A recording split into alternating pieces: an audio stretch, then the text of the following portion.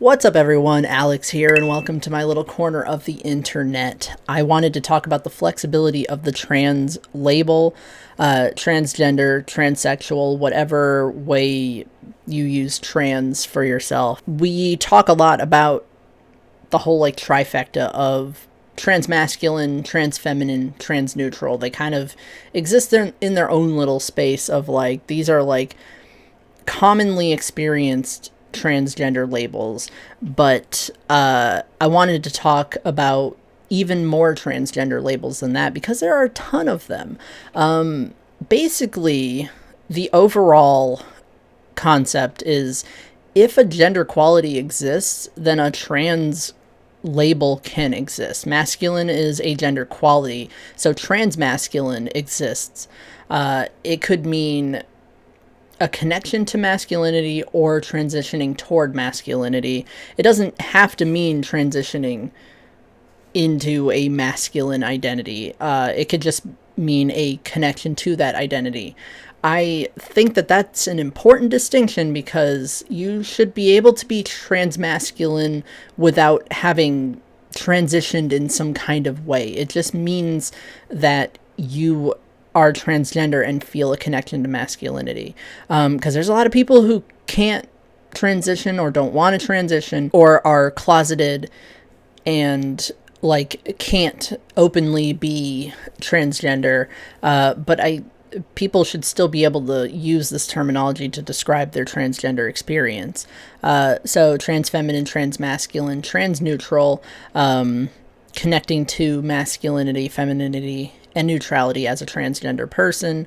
This means that transandrogynous is also a term. It's similar to trans epicentity, but it can encompass things like transmasc femme or trans femme masc. Some people might combine masculine and feminine together. People combine terms to make trans new masc or trans new femme, a transgender experience that is both neutral and feminine or neutral and masculine, just based on the combination of those two terms. I'm getting a ton of Tumblr notifications while I do this. So trans agenderin is a term for people who are connected to agenderinity or transitioning in an agenderin way. I didn't realize how hard agenderin was to say until I tried to say it. It might be experienced by people who are gender void or null gender or agender, but it doesn't have to be exclusive to genderlessness. You can use a trans label like transfeminine or transmasculine without being a man or a woman. You can be any gender at all and use these labels because that's just how preference works. You can be trans-otherin. Otherin exists outside of masculine, feminine, and neutral, and it's not exactly Zenin. Maverin is an otherin quality. It falls under that. People who are Maverick or Iliogender might consider themselves trans-otherin, but someone might consider themselves trans-Maverin, which is my experience, having a connection to Maverinity or transitioning to Maverinity. It's not unique to Maverick people, but Mavericks might be transmaverin. Transmaverin might be a way to encompass just a general autonomous gender experience. There's a lot of autonomous genders, Maverick being one of them, but you also don't have to be Maverick to be transmaverin. Transaperin, it's a connection to the quality related to aporigender. Aporigender, Mavericks. There could be other abinary genders. Neutroi is an aperant gender, technically, though neutroi also includes genderlessness. So some people might feel that they want to distinguish the two. Transepicene is a connection to epicentity or transitioning to epicentity. It's similar to transneutral. It can encompass androgyny as well. It depends. Someone might prefer transepicene over transneutral. That might be their preference. Transzenin is a connection to zenity or transitioning to zenity. Zenity being the gender quality related to xenogenders. It's not exclusive to xenogender, but it includes those by default. Some people might make the distinction between being null of gender and being agender. So trans null is a way to say that you have a connection to nullity or want to transition toward nullity.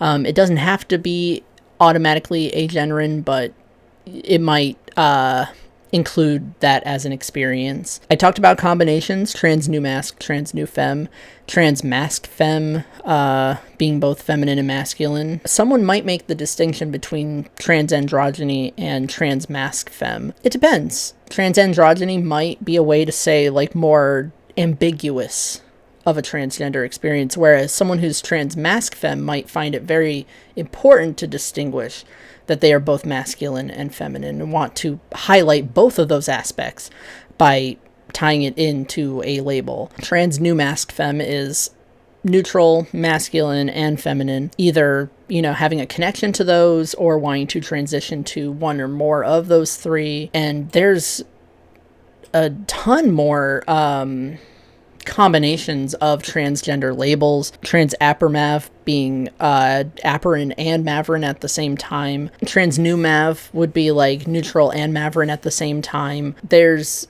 too many combinations to list, and there's a lot more specific transgender labels. Like I said, if a gender quality exists, a transgender label exists, like as a way to say you're transgender and also have a connection to those qualities. I have a list of transgender qualities. They work as qualities, which is why I call them trans qualities. Just they are specific to the transgender experience. I have a giant list of not just gender qualities overall, but also these transgender labels if you're interested. I have those on the YB3 Wiki, and I have links to pretty much all of the coinings of these terms, as much as possible, if not the earliest mention of some of these terms. I didn't get a confirmation on transmaverin, and there might be one or two other ones that I could not get, like the coining post for them. Instead, it's just the first mention of those terms. But I think people might find this to be useful if they feel like trans feminine, trans masculine, and trans neutral are kind of like a little too confining, a little too limiting. There's other options. You also just, even if you're trans, you don't have to use these at all. For a while, I didn't use a specific trans quality label. I don't consider myself transmasculine, even though I'm a trans man. Transmasculine's not another way to say transgender man. Transfeminine's not another way to say trans woman, because all transmasculine women and transfeminine men exist. So it's important to know the difference. But I didn't find myself fitting in with any of these, and then I discovered maverinity, and it's like, oh, maverinity is the word for not fitting in with any of these pre-constructed, pre-existing gender qualities. It exists on its own, as its own, like, kind of autonomous, strongly gendered experience. So transmaverin is the term that I use, and I imagine a lot of other people probably would find that term useful, as well as other ones. There's tons of them. The transgender experience is varied, complex, and that's what I wanted to highlight here. Other than that, it's kind of a short video. I want to do more of these, like, kind of deep dives into specific gender labels when I get the chance to. This was just a way to introduce, like, you know, transgender, but there's, like, more to it than, like, you would think. Otherwise, I am signing off for now. See you later.